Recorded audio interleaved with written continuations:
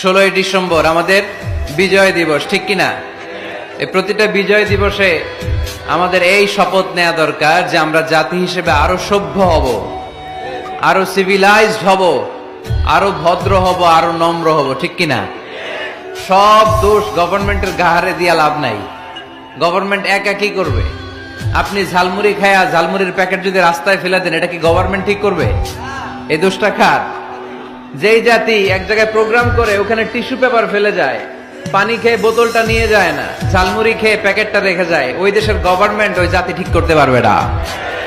নিজেদেরকে ঠিক হতে হবে, নিজেরা পরিচ্ছন্ন হতে হবে, সিভিলাইজড হতে হবে, সভ্য হতে হবে, ভব্য হতে হবে। আল্লাহর মেহেরবানি যে আমাদের বিশাল সংখ্যক একটা লোক, একটা বড় জনসংখ্যা দেশের বাইরে কাজ করে, তাই না? আমরা কাজ করে খাই, এতে লজ্জা আছে? কথা কয় না, লজ্জা আছে? আমি তো প্রায় বলি লজ্জা হচ্ছে অলসতায়, কাজে কোনো লজ্জা নাই।